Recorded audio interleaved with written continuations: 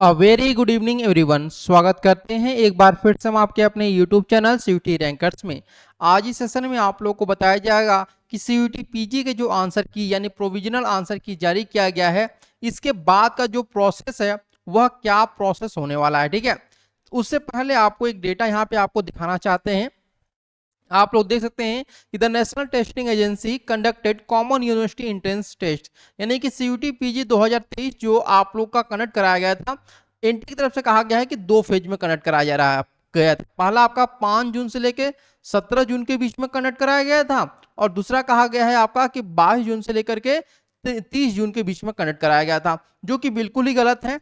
ये 3 शिफ्ट में कराया गया था, और जो तीसरा एग्जामिनेशन हुआ था वह 2 जुलाई के एग्जामिनेशन हुआ था, जिनका एग्जामिनेशन छूट चुका था। तो इसका तो इसमें कहीं मेंशन ही नहीं दिया हुआ है। ठीक है, पहली बात। दूसरी बात, यहाँ पे क्या बोला गया है कि जो आंसर की है वह इन दोनों का जारी कर दिया गया है, लेकिन इन दोनों का जारी नहीं किया गया है। केवल और केवल मोशन, ये आपका जो पहला शिफ्ट हुआ था, ठीक है, शिफ्ट 1 यानी जिसको हम लोग कह सकते हैं, या फिर जिसको हम लोग फेज 1 कह सकते हैं, तो फेज 1 में ही केवल जितने स्टूडेंट थे उनका आंसर किया गया हुआ है। फेज 2 की अगर बात करते हैं तो इनका जो आंसर की है वह अभी तक शो नहीं कर रहा है। अभी तक मेरे नजर में जितने भी स्टूडेंट थे, मोस्टली अगर हम बात करते हैं बीएड की, तो उसमें अभी तक आंसर की ही नहीं आया है, जिनका एग्जामिनेशन 22 से 30 जून के बीच में हुआ था। ठीक है, ये हो गया। अब यहाँ पर जो सबसे इंपॉर्टेंट चीज है वो आप लोग को जानने के लिए कि यहाँ पर बताया गया है आप लोगों का कि कितने स्टूडेंट इस बार अपीयर हुए हैं। ठीक है, ये ध्यान रखिएगा। तो देखिए यहाँ पे कहा गया है आप लोग का कि लगभग आप लोग का यहाँ पर अपीयर हुए हैं 8,76,908 कैंडिडेट यहाँ पर इस बार अपीयर हुए हैं। और अगर हम बात करते हैं कि जो आपके 8,76,908 स्टूडेंट इस बार अपीयर हुए हैं, अगर इनकी फीस हम यहाँ पर 800 मान लेते हैं, एक रेशियो, क्योंकि सभी की फीस अलग अलग है। ठीक है, जनरल की 1,000 है, ओबीसी की ओबीसी ईडब्ल्यूएस की आपकी 800 है, एससी और एसटी की 700 750 है। अगर हम ये रेशियो मान के चलते हैं तो ये जो आपका टोटल आपका अमाउंट आ रहा है वह 70 करोड़ 15,26,400 आ रहा है।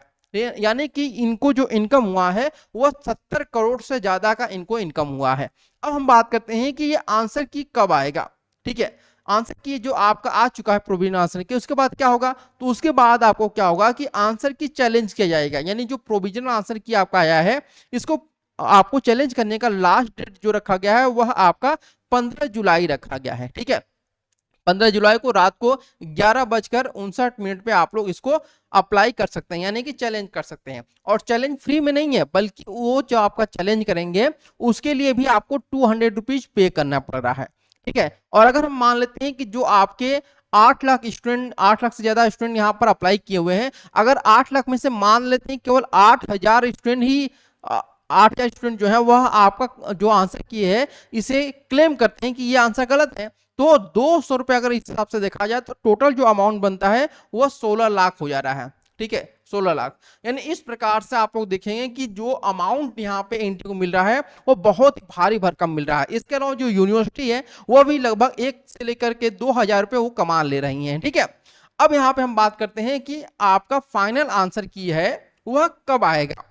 ठीक है, फाइनल आंसर की कब आएगा, तो फाइनल आंसर की जो है वह आपका जब 15 जुलाई को आप लोग क्लेम कर देंगे तो वह 4 से 5 दिनों के अंदर अपने जो विशेषज्ञ होते हैं उनसे वो चेक कराएंगे, और लगभग आप लोग का जो फाइनल आंसर की है वो 20 जुलाई के लगभग आपकी आने की संभावना है। ठीक है, अगर हम बात करते हैं रिजल्ट की, तो आंसर की आने के बाद लगभग 10 दिनों के बाद आप लोग का जो रिजल्ट है वो आने की पूरी संभावना है। यानी 28 से लेकर के आप लोग का 30 जुलाई के बीच में आप लोग का आंसर किया आएगा। लेकिन अगर हम एनटीए की बात माने तो एनटीए का रहा है कि आप लोग का जो रिजल्ट है वह मिड जुलाई में आपका आ जाएगा। अब मिड जुलाई तो खत्म हो गया, जो कि इसने बोला है कि मिड जुलाई में आएगा, मिड जुलाई तो खत्म हो गया, तो अब आएगा कब, तो आपका जो रिजल्ट है वो 28 से लेकर 30 जून के बीच में आएगा।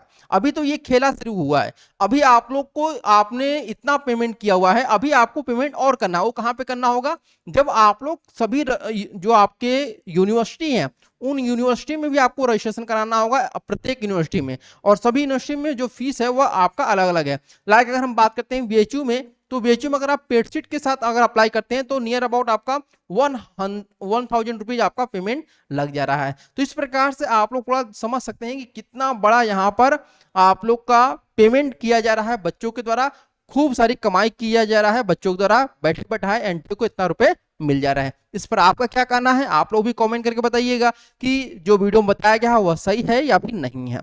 तो आज के लिए इतना ही, फिर मिलते हैं नेक्स्ट वीडियो में, तब तक के लिए धन्यवाद।